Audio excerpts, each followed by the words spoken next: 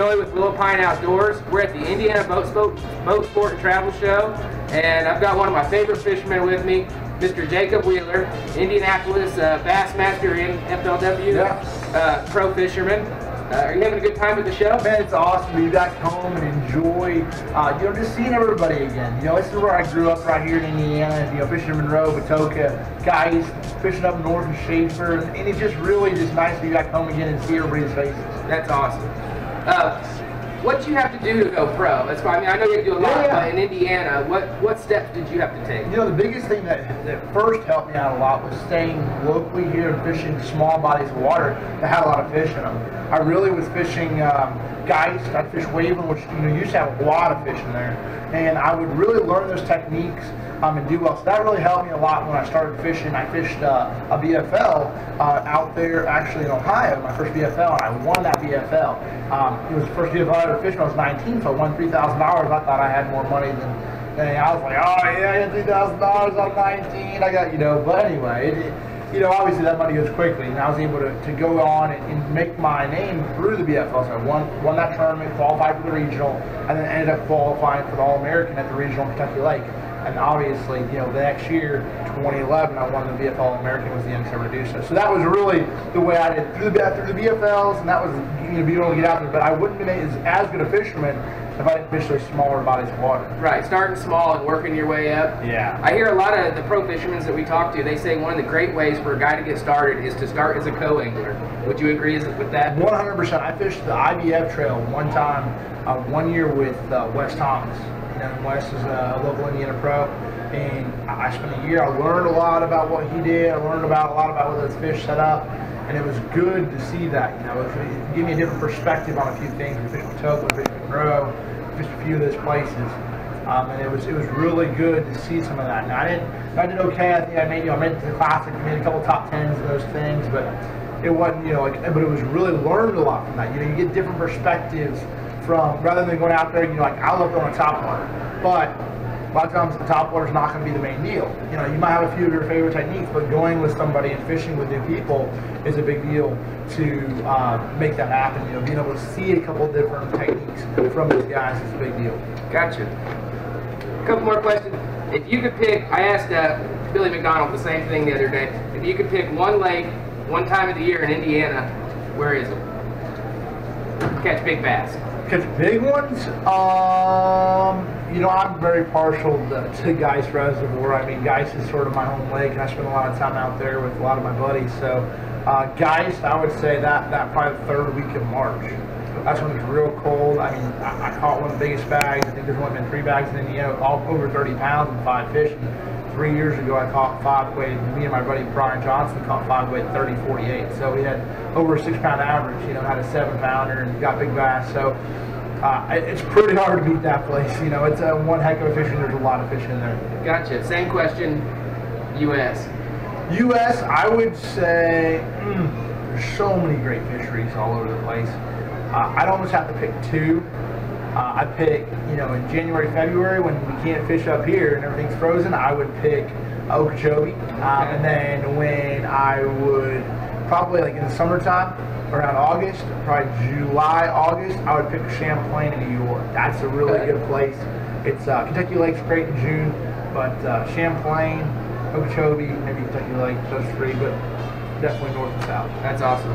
Well, I appreciate you taking the time to talk to us. It's very cool. Thanks a lot. I really appreciate it. Thanks for letting you. Hi, Bobby from Tackle Service Center. We're out here at the Indianapolis Boat Sport and Travel Show 2016. I want to introduce myself and introduce my shop, Tackle Service Center. Been there 43 years. Come by and visit us. Been around just about forever. We service your rods, reels, electric trolling motors, and we got an awesome tackle shop. Come on by.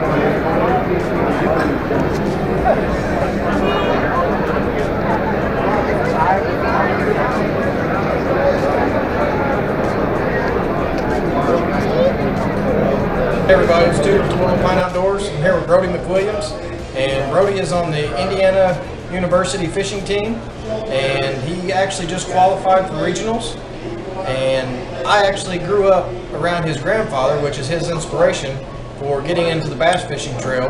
And so Brody's going to tell us a little bit how he got into the fishing, how you qualify in the college tournaments, and this guy is going to be one of the ones you want to watch because he's going to be on the pro circuit for too long. I got my start actually in 2007 when my grandfather Terry McWilliams made it to the Bassmaster Classic, and his big story is the week before the Classic. He didn't know about it up until then. They took out the junior kids back then. The Classic qualifiers would take out 2 kids from the States the week before the Classic, and they'd fish for like a trophy and some scholarship money. So they got me started back then, and I went on to win like 8 of the junior state championships. I fished actually a lot with Jacob Wheeler. Jacob Wheeler's here also. We fished a lot back then together. I was younger, he was older. And then get to the high school age, that's when the high school fishing started. So I got started with that. My first year I finished second, my sophomore year. And then my junior and senior year, I won it actually with like a partner, Greg Zellers. The first year was fun, we won quite a bit. That was the first year high school really got big in Indiana. We had like, I think the first year was only like 8 boats maybe, then we got to 30 boats, like 40 or 50 boats, and now they're pretty big again. I actually had the honor this year of taking some kids out, and they won the high school state championship this year. And then going into college, I knew it's what I wanted to do. I knew I wanted to fish. I wasn't as lucky as some people that just get to go fish as soon as they get out of college, they get the opportunity. So I went to IU, I'm a big IU fan, and they had the very first collegiate club ever in 1987. So I went there, and freshman year won the Big Ten championship with the team, and then since then I've qualified for a couple of the bigger tournaments and done decent, not really done real well yet. Hoping this year's the year for the Hoosiers, and my grandpa's been a real big thing with it, but college fishing has gotten really big. So. Now with Indiana, we're not really known for being a fishing state. You know, there's a rumor in Indiana, there's 3 bass in the home state. If you catch them, you're pretty good.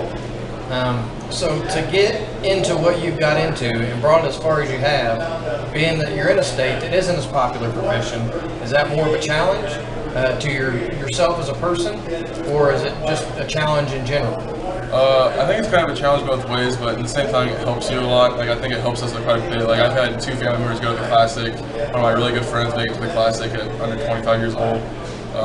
It's been over the years, you see a lot of the Indiana guys. If you're good in Indiana, you're normally pretty good most other places. So I think it's really helped a lot. Like it really helps you be disciplined when you're fishing and stuff too. Like a lot of people I know in southern states, they go out, they don't catch a fish right now, they quit. We sometimes go days without catching a fish. So I think it really helps us become better, more disciplined. Brody, with the group of guys that you fish with, you know, the Matt McCoys and the Dennis Davis, you know, your grandpa Terry McWilliams fishing with Jacob Wheeler. I mean, it sounds like you surround yourself with a bunch of knowledgeable fishermen. So I'm sure that's going to help you in your way to getting there to the Classic.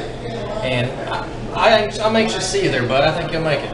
I hope so. Hopefully. That's what April we fished the Bass Nation Regional Championship in Guntersville. That's hopefully my second step towards the Classic, making it this year or through the college circuit. So hopefully pretty soon. All right, guys, keep your eye on this guy right here.